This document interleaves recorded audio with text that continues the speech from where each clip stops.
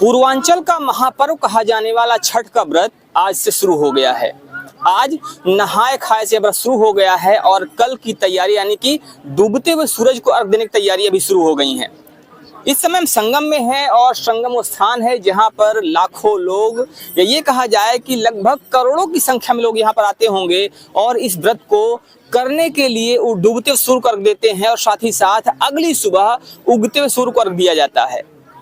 इस समय हम जहाँ पर मौजूद है वो संगम का घाट है और आप देख रहे हैं यहाँ पर, मैं अपने सहयोगी से कहूँगा पीछे दिखाएं, यहाँ पर पीछे भी तैयारियां शुरू हैं। यहाँ लगातार लेबलिंग की जा रही है, जमीन का समतलीकरण किया जा रहा है और कल के लिए यानी कि डूबते हुए सूर्य को अर्घ देने के लिए ये तैयारियां की जा रही हैं। यहाँ पर कुछ लोग हैं, ये वर्तमान में इधर आए हुए हैं, घूमने के लिए आए हुए हैं या तैयारियों का जायजा लेने के लिए आए हुए हैं। आइए इनसे बात करते हैं और समझने की कोशिश करते हैं कि आखिर इनका क्या कहना है। वर्तमान में यहाँ पर तैयारियां शुरू हो गई हैं और कल डूबते हुए सूर्य को अर्घ दिया जाएगा।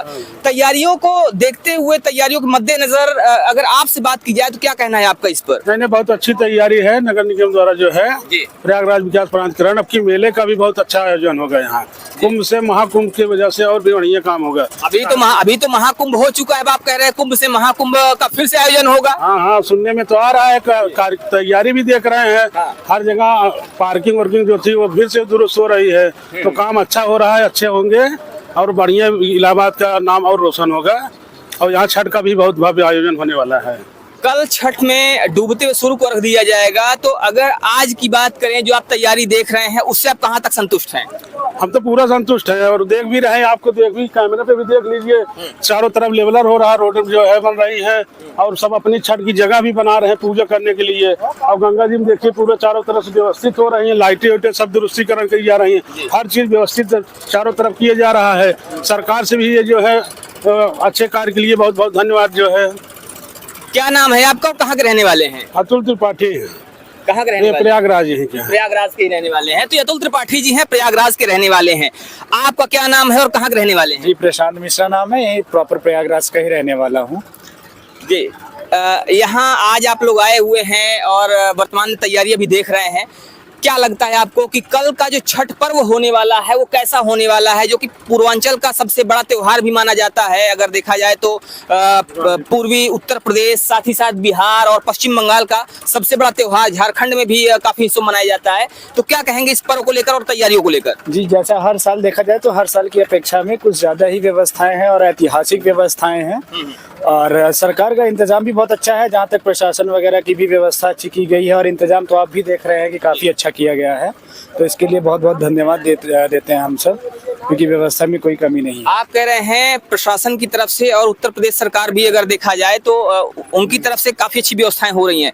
जब से यूपी में भाजपा की सरकार आई है तब से आप क्या परिवर्तन देख रहे हैं संस्कृति को देखते हुए और इन तमाम पूजा पाठ और जो कुंभ, महाकुंभ और माघ मास के पर्व को देखते हुए? जी, कुंभ तो मतलब ऐतिहासिक एक पर्व था जिसमें मतलब सरकार जिस तरीके से काम की और पूरे लगन के साथ शासन प्रशासन जो कर्मचारी सारे लोगों ने एक ऐतिहासिक भव्य कुंभ बना दिया और इंतजाम भी काफी अच्छा था। हम लोग तो प्रॉपर यहीं के रहने वाले हैं, तो हम लोगों ने देखा भीड़ जिस तरह से थी, भीड़ को नियंत्रित किया काफी लोगों ने और स्थानीय लोगों का भी काफी मदद रहा। जैसे कि भंडारा वगैरह तो चलता था, उसमें भी काफी अच्छा रहा। शासन का सबसे अच्छा जो है, शासन जो है गुंडा मुक्त जो है प्रदेश कर रही है, सबसे बढ़िया काम है शासन का। तो कहा यह जा रहा है कि शासन प्रशासन प्रदेश को गुंडा मुक्त कर रहा है, लेकिन एक बात बताइए, अभी आप कह रहे हैं कि शासन प्रशासन गुंडा मुक्त कर रहा है। अभी 2 दिन पहले घटना है, पत्रकार को जान से मार दिया जाता है। उसके 2 दिन पहले, अगर उसके 2 दिन पीछे जाए, 3 दिन पीछे जाए तो एक और व्यक्ति की हत्या हो जाती है। और अगर प्रयागराज की बात करें तो प्रयागराज इस समय हत्याओं से काफी गुंजायमान हो रहा है, ढल रहा है। क्या कहेंगे? पर्सनल दुश्मनी कोई कुछ नहीं कर सकता ना, व्यक्तिगत दुश्मनी सरकार क्या कर पाएगी?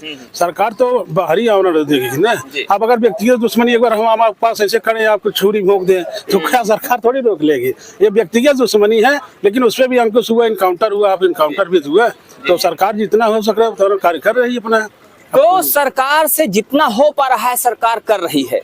और अगर पर्सनल दुश्मनी की बात करें तो पर्सनल दुश्मनी में शासन प्रशासन कुछ भी नहीं कर सकता, क्योंकि घटनाएं हैं, घटेंगी और उसके बाद फिर सरकार जो भी कार्यवाही कर सकती है वो अपनी तरफ से कर रही है। फिलहाल मैं अपने सहयोगी को नीचे दिखाएं, यहाँ पर ये जमीन है अभी समतल नहीं है, यहाँ पर मिट्टी है और इस मिट्टी में शायद जो महिलाएं हैं, जो यहाँ पर आने वाले लोग हैं, वो सही ढंग से पूजा ना कर पाएं और इसीलिए यहाँ पर शासन प्रशासन के द्वारा तैयारियां शुरू हो गई हैं। यहाँ पर कोशिश की जा रही है कि जो जमीन है वो समतल हो जाए। यहाँ पर बालुओं की बोरी रखी जा रही है, जिससे कि जब डूबते हुए सूर्य को रख दिया जाएगा और जल में डूबकर महिलाएं और पुरुष जब पूजा करेंगे तो उस समय लोगों को आने जाने में दिक्कत ना हो, इसके लिए यहाँ पर बोरियां रखवाई जा रही हैं प्रशासन द्वारा। यहाँ मैं आपको दिखाना चाहूंगा, यहाँ पर देखिए किस तरह से ये जो बोरियां रखी गई हैं, ये बालू से भरी हुई बोरियां हैं और इस तरह की बोरियों को रखने का उद्देश्य सिर्फ ये है ताकि जब लोग पानी में डूबकर पूजा करेंगे तो पानी में डूबकर पूजा करने के बाद बाहर निकलने में उन्हें किसी भी तरह समस्या ना आए। साथ ही साथ मैं अपने सहयोगी को इधर दिखाएं, यहाँ भी लगातार लोग अपनी अपनी जो जगह है उसको चिन्हित कर रहे हैं और अब इसके विषय में मैं अभी बात करवाऊंगा कुछ लोगों से, कुछ भक्तों से भी। यहाँ पर मिट्टी रखी जा रही है और ये कहा जाए कि कल जब लोग आएंगे तो कल लोग अपने इसी चिन्हित स्थान पर जहां पर उन्होंने ये मिट्टी रखी हुई है वहां पर वो पूजा करेंगे। आप देख रहे हैं, इधर देखा जाए या इधर देखा जाए, लोगों ने अपने अपने ढंग से इसको घेरा बना रखा है। यहाँ पर ये कलावा का प्रयोग करके घेरा बनाया गया है और साथ ही साथ यहाँ पर मिट्टी भी रख दी गई है, छोटा सा झंडा भी आपको दिख रहा होगा। तो इस तरह से छठ की तैयारियां लगभग पूरी हो गई हैं और आज से व्रत शुरू भी हो गया है। कल व्रत का दूसरा दिन होगा और परसों यानी कि सोमवार को उगते हुए सूर्य को अर्घ देने के बाद ये व्रत पूरा हो जाएगा। एक बात कही जाती है कि जब सबसे कठिन व्रत की बात आती है तो उसमें छठ पर्व की बात सबसे पहले आती है, क्योंकि ये व्रत लगातार 3 दिन का होता है और 3 दिन तक ये व्रत अनवरत चलता रहता है, जिसमें जो माताएं बहनें हैं वो 3 दिन तक इस कठिन व्रत को करती हैं।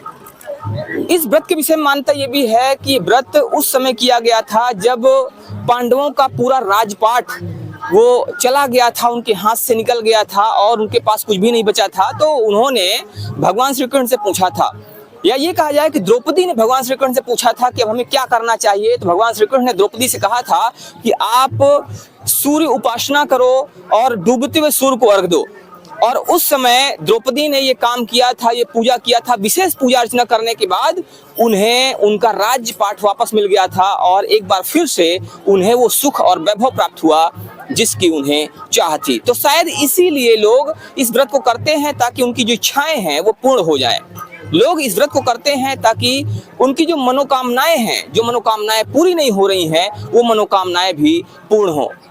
तो इस व्रत को लेकर आपका क्या कहना है, आप भी हमें जरूर बताइएगा। मिलते हैं फिर से, तब तक के लिए जय हिंद।